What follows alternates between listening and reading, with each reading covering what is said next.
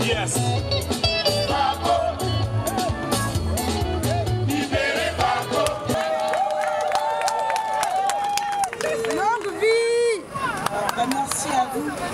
Merci à vous parce que, excusez-moi, je suis un peu malade, mais ce qui est certain, c'est qu'effectivement ça a été dur, ça a été extrêmement dur, mais à chaque fois qu'on nous a reçus, il a fallu pousser des portes et ça n'a pas été facile, que ce soit à l'Elysée, que ce soit au Quai d'Orsay, que ce soit partout, ça n'a pas été facile, et si vous n'aviez pas été là, si vous n'avez pas battu le pavé dehors, si vous n'avez pas crié à la libération de Gbagbo mais de tous les autres prisonniers politiques, on ne m'aurait pas reçu, on n'aurait pas pu faire, j'aurais pas pu faire ce que j'ai pu faire sans vous.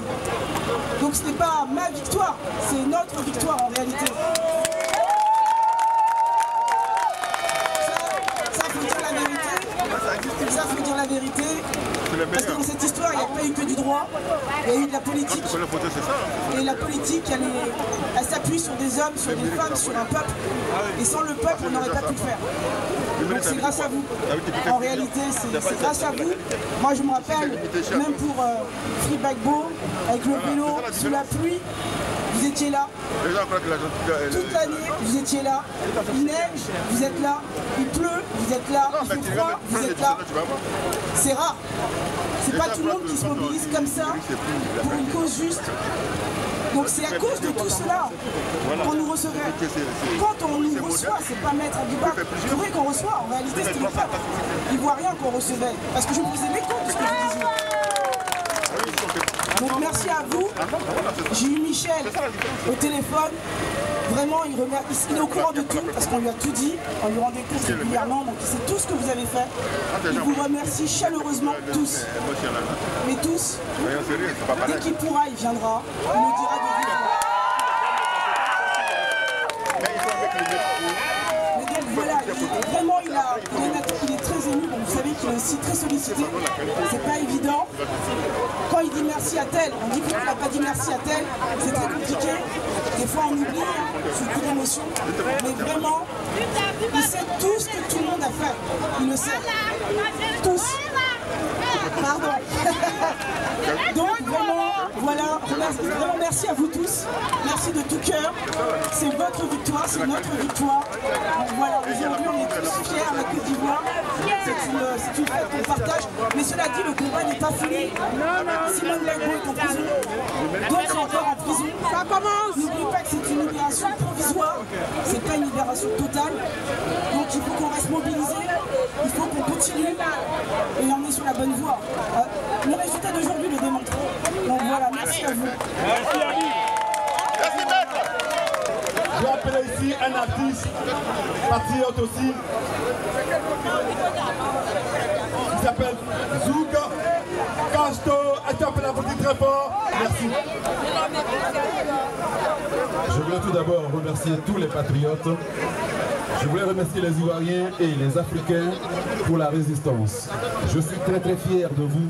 Je suis fier des Africains qui résistent devant l'impérialisme. Je voulais simplement rendre d'abord hommage à tous ces patriotes et patriotes qui ont un mystère dans leurs yeux. Ce mystère qui fait que nous continuons à résister. Donc je rends hommage au mystère que chacun et chacune de vous a dans les yeux.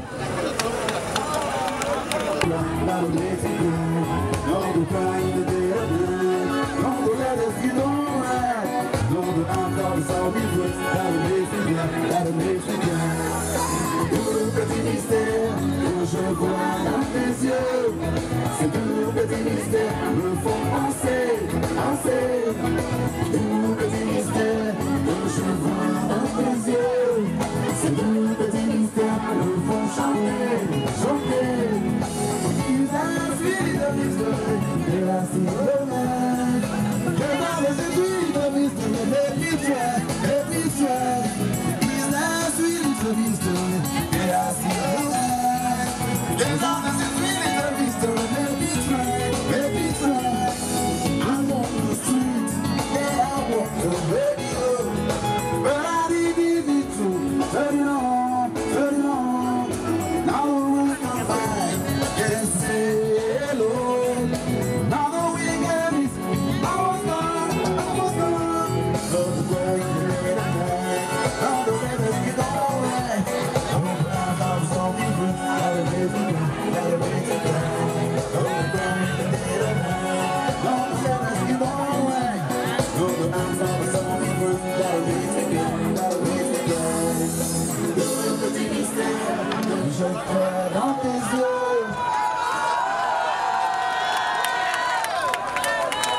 Je suis très fier de vous, résistants.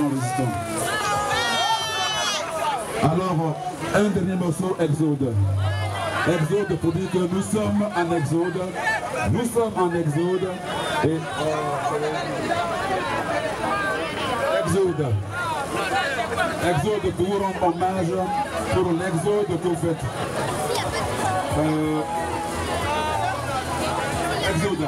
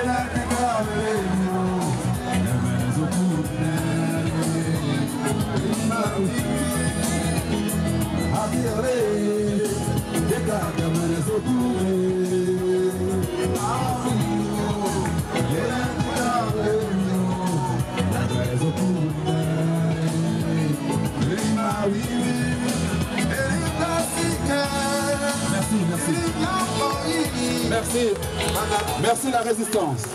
Merci résistants. Je suis fier de vous et je suis toujours avec vous.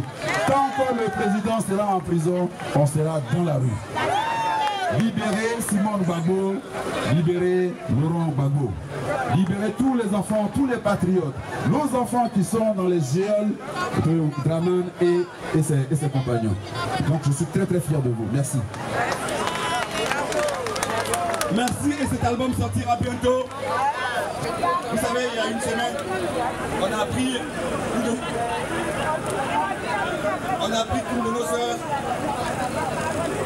a eu sa maison complètement incendiée. On va l'appeler ici juste pour remercier. On va l'appeler ici juste pour vous dire merci. Elle s'appelle Christine Sekou. Je vous demande de lui faire un triomphe. Christine Sekou.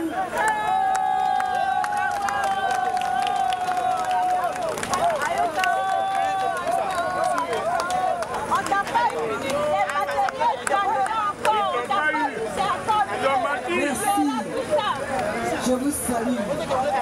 Je salue tous les résistants. Je vous salue pour votre générosité surtout. Mais avant, j'aimerais qu'ensemble, nous glorifions le Seigneur. Je glorifie le Seigneur. Je lui dis merci au Seigneur. Je ne voudrais pas parler longtemps. Je ne voudrais pas dire plus. Parce que c'est l'histoire d'un incendie. L'incendie, c'est quelque chose qui peut être accidentel. Je l'amène dans la résistance. C'est pas normal. Mais c'est parce que je suis la sœur, je suis aussi la résistance qui est constamment parmi vous. C'est pour ça que j'en parle.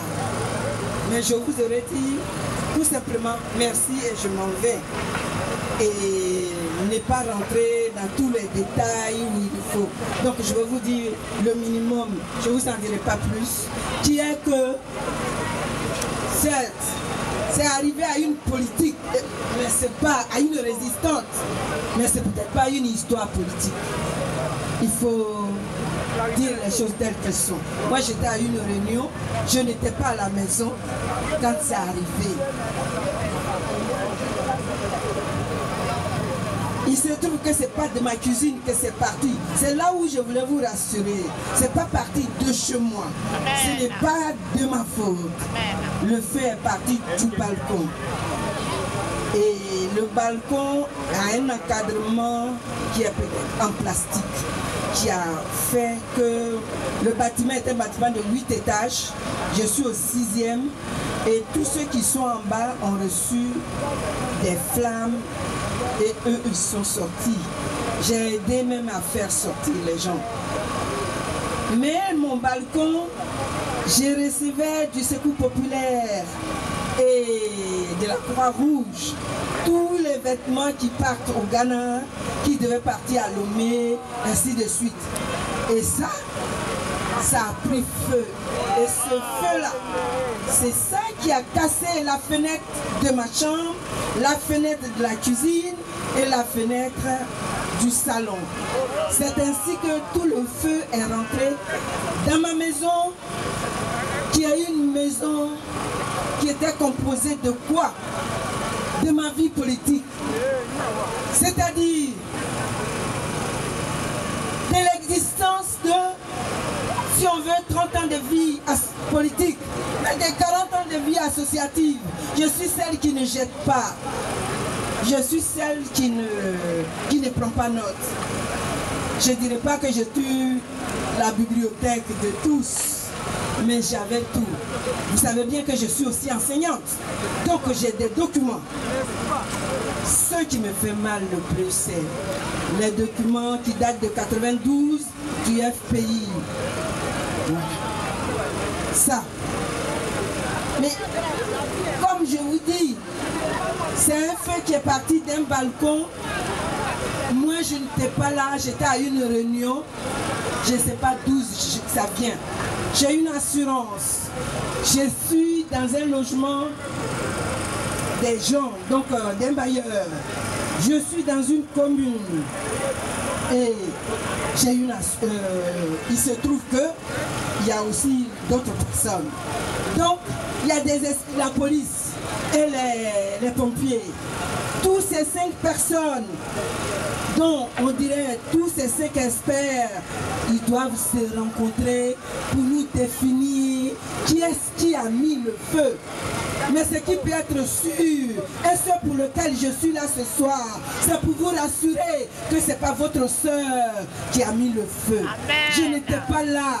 Chers sœurs et frères, je suis venu vous remercier pour le salut, pour le soutien. Vous étiez tous à mes côtés. Vous étiez tous, tous, vous m'avez tous appelé. Je vous en félicite.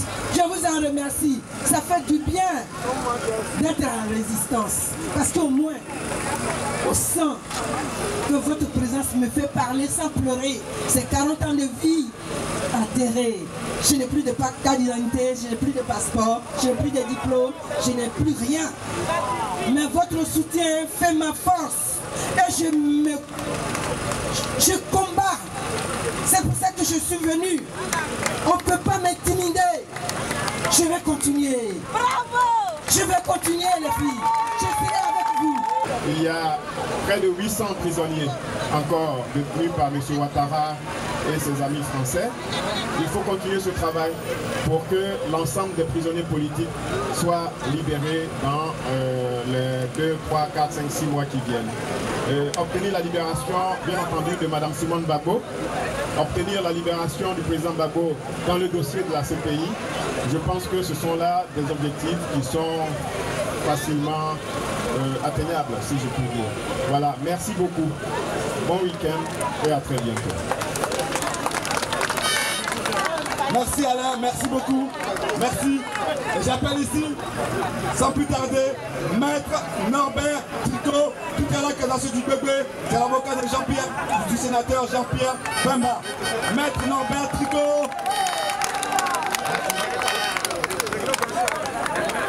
Chères résistantes, chers résistants, comme l'a dit mon mon excellente consoeur, maître Habiba Touré, il y a le droit, mais il y a d'abord le peuple.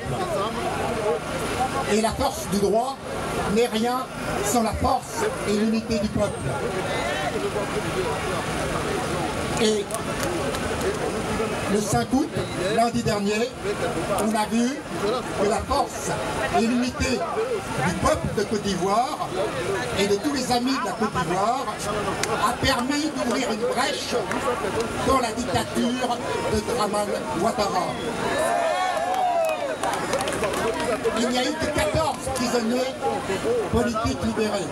Ce n'est qu'un début. Et c'est le fruit de votre mobilisation. Ce travail doit continuer. Nous devons ouvrir d'autres brèches. Comme je vous l'ai dit dimanche dernier, ici même, nos amis des tribus Djan et Lébrié, qui sont les véritables propriétaires du port d'Abidjan, m'ont mandaté pour engager les procédures contre Dramane Ouattara et ses complices des groupes multinationaux français, contre ses complices et sponsors du groupe Bolloré et contre ses complices et sponsors du groupe Vinci. Nous continuerons toutes les batailles judiciaires partout, de même que la bataille judiciaire à la CPI continue pour la libération du président Laurent Gbagbo et du sénateur Jean-Pierre Bemba, et nous obtiendrons leur libération. Et je voudrais dire, après la première brèche qui a été ouverte lundi 5 août avec la libération de 14 prisonniers politiques, nous devons nous battre pour que les 800 autres prisonniers politiques restants sortent de prison. Et surtout, nous devons nous battre pour organiser un processus d'unité, vérité, réconciliation, paix et développement en Côte d'Ivoire, à l'image de ce que le président Nelson Mandela a organisé en Afrique du Sud. Et en Côte d'Ivoire, c'est comme en Afrique du Sud. Seule la sortie de prison de Nelson Mandela a permis d'organiser la paix en Afrique du Sud et de mettre fin au massacre de l'apartheid. En Côte d'Ivoire, c'est pareil. Seule la sortie de prison du président Laurent Gbagbo permettra de ramener la paix et le développement durable en Côte d'Ivoire.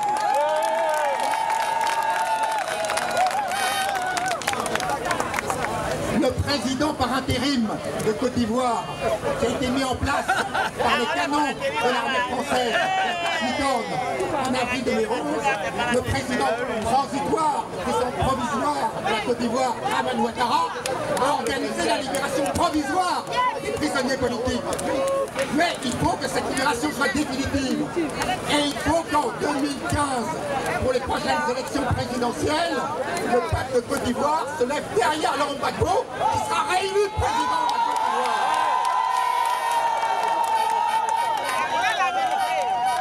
Je vous remercie, le combat continue. J'ai bien admiré, comme tout le monde, que les enfants de Laurent Gbagbo sont toujours debout. Que Laurent Gbagbo a bien fait de choisir des hommes comme Affi N'Guessan, et il y en a, et il en restera pour que Ouattara fasse. Donc quand il parle, nous on est contents. Ça nous donne espoir que demain, Maman Simone Gbagbo va sortir de la prison. Ça nous donne espoir que demain, Zadig Bapé Grégoire Chablé Goudé va sortir de la prison. Ça nous donne espoir que demain, le secours, le Widi de Mama, Laurent Gbagbo va sortir de la prison. Mesdames et messieurs, lorsqu'on danse parce qu'il y en a qui sont sortis, c'est à juste titre. Il faudrait qu'on ait une pensée pour cela. Parce que n'oubliez pas, quand il y a Laurent Gbagbo qui est en prison, quand il y a Simon Gbagbo qui est en prison, quand il y a Blé Goudé qui est en prison, mais qu'il y a près de 700 prisonniers politiques de Ouattara, il faut qu'on ait une pensée pour cela. Il faut qu'on lutte dès à présent pour cela. Il ne faut pas qu'on relâche, il ne faut pas qu'on croie que cette goutte d'eau dans la mer est suffisante pour dire que Ouattara, oui, il est rentré dans la démocratie, oui, Ouattara veut la réconciliation. Ça, c'est pas vrai, c'est faux, il ne faut pas croire à ça. C'est pour cela que nous vous invitons à être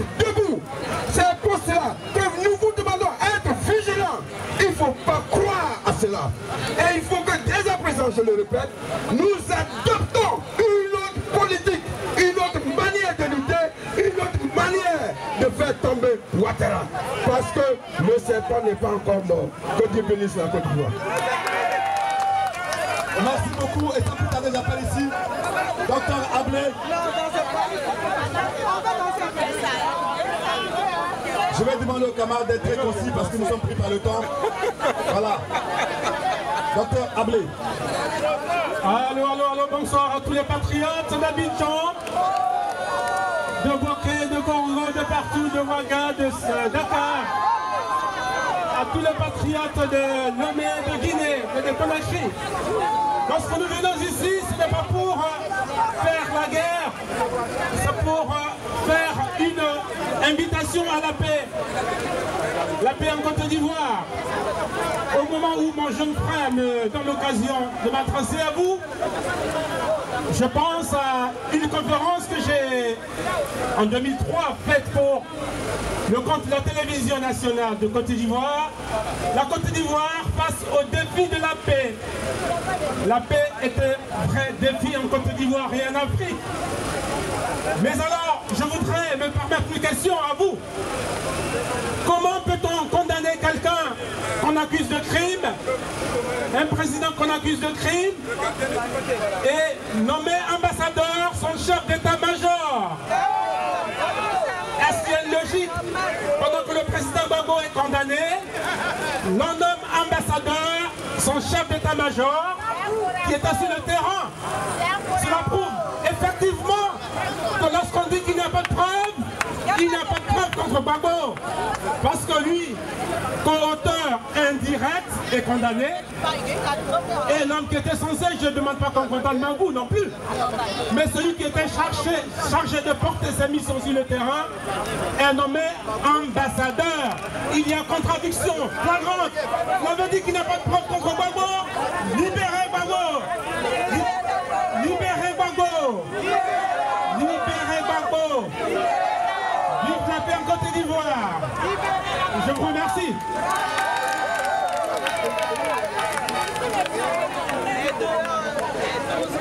Merci, merci. Merci, je vais appeler ici Lucie Seri. Son mari est un artiste, Rasta, qui a été arrêté pour délit de patronymie, comme on dit, juste parce qu'il s'appelait Seri, juste parce qu'il est Dida, il a été arrêté. Alors, pourquoi est-ce que ton mari a été arrêté exactement? En fait, il a été arrêté pour plusieurs raisons. D'abord, avant la guerre, il a parlé dans les médias. Il n'était pas forcément partisan, mais on va dire, il n'était pas pro-Gbagbo, mais il était nationaliste. Donc tout le monde est nationaliste, il n'y a pas de pro-Gbagbo en fait. C'est ça, parce que moi j'étais là-bas, j'ai bien vu, tout le pays était dans la rue, d'accord? Ça c'est un fait. Donc dans les médias, il a parlé, il a dit qu'il fallait plutôt la paix que la guerre. Je pense que ça a dérangé. Ensuite, on était venu pour un déménagement avec du matériel de musique, parce que c'est son métier. Donc tout a été pillé à la douane. Sûrement, ils ont vu son nom Seri, ils ont fait le rapprochement, je ne sais pas d'où ça vient. Mais résultat, on est là, on n'a plus rien du tout. Donc on est à zéro et la France ne fait rien parce qu'il est aussi français. Donc voilà, c'est ça ce qui se passe pour mon mari. Alors, je suis contente que les prisonniers politiques soient libérés. Ça c'est vraiment un pas, on avance. Maintenant on va avancer encore. Et voilà, il y a des prisonniers de droit commun qui sont aussi arrêtés pour délit patronymique. Et parce que, donc voilà, on connaît bien ce qui se passe en Côte d'Ivoire. Le pillage des terres, toutes les injustices qu'on fait subir à mes frères ivoiriens et ivoiriennes qui m'ont soutenu pendant la crise. Pendant la crise, on marchait, les mamans, elles me donnaient à manger, voilà, parce que les comptes ont été bloqués, il faut le savoir. Sarkozy avait fait bloquer les comptes pendant une semaine. Beaucoup de vieux sont morts, beaucoup de morts, vraiment beaucoup de tristesse. Merci au peuple ivoirien, courage à vous, merci beaucoup. Bravo à Lucille Masson. Il faut savoir que son mari est actuellement détenu à la Maca. Il a vécu les sombres événements et le massacre. Donc voilà, elle est là aussi pour ça. Son mari a dit qu'il voulait que l'on se serve également de sa cause pour parler des conditions de détention précaires et de la torture et de tout ce qui se passe actuellement dans les prisons ivoiriennes. Libérez Gbagbo! Libérez Gbagbo! Libérez Gbagbo! Libérez Gbagbo! Libérez Gbagbo! Libérez Gbagbo! Libérez Gbagbo! J'ai failli dire libérer Afri, mais les gens libérés. Il a failli libérer Michel, mais il est déjà libéré. Non, il faut que nous continuions, chers amis. Gbagbo Laurent l'a dit lors de son discours en février. Il vous a rendu hommage. Et les gens n'ont pas compris. Ils ont dit, mais vous marchez trop. Vous marchez trop. Mais il faut leur dire, là, ils n'ont qu'à diminuer un peu la marche. Une petite anecdote. Il y a une dame qui est membre du bureau du CRI panafricain. Quand je parle d'anecdote, comme elle était mise sur pause. Comme elle dit, merci beaucoup. Et la dame dit, mais Willy Blanc et ses amis là, ils marchent trop. Les gens ne savaient pas que la dame est membre du bureau. Elle dit, mais ils marchent trop là. C'est avec tes pieds qu'ils marchent?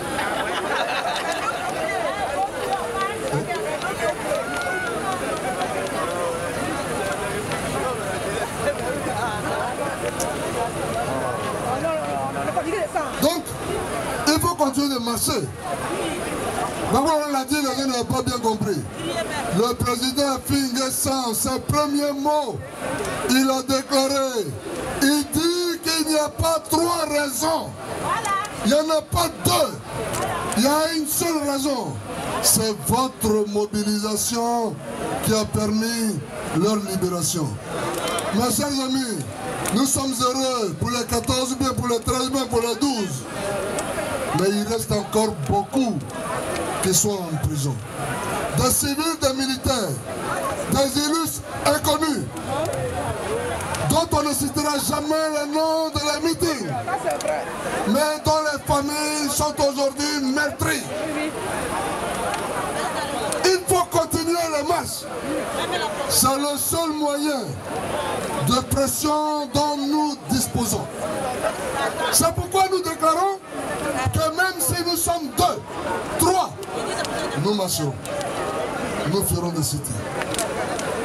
Parce que j'ai souvenir d'un courrier de la préfecture où ils ont dit qu'en 2011, il y avait plus de 700 et quelques manifestations. Et ils ont comparé cette année 2011 à l'année de 2009-2010.